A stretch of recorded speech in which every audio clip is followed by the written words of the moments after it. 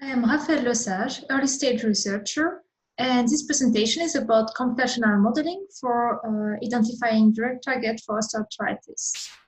Osteoarthritis is a disease of the joint in which the chondrocytes that are normally in a healthy and permanent phenotype become more and more hypertrophic. And this change in the cellular state leads to bone replacement, inflammation, and degeneration. And we don't want this to happen, but there is still no drug available on the market today. In silico tools can help us for drug discovery, because this kind of model are like digital twins that can help us to test treatments and compare outcomes.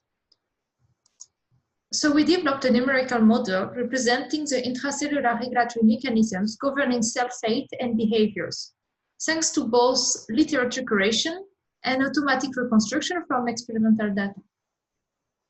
With this model, we retrieved a healthy-like cellular state, but also a state with a hypertrophic transcriptional program.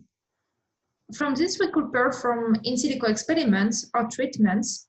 For instance, we checked the effect of overactivation or inhibition of one target, or even two targets at the same time, on the transition between a normal or a diseased state. An example of results is for the activation of a target called PKA. In silico, it showed 40% of chance to get a healthy phenotype when compared to the control. And this was also confirmed in vitro, in which the level of hypertrophy was decreased in cells treated with a PKA activator. In the same way, we systematically screen all possible single targets or pairwise treatment, and among the best conditions predicted by the model, we tested 10 of them in vitro. Among those 10, 8 could actually decrease hypertrophy. And the best performing one was a combination of two drugs, actually. So we wanted to investigate it a bit further.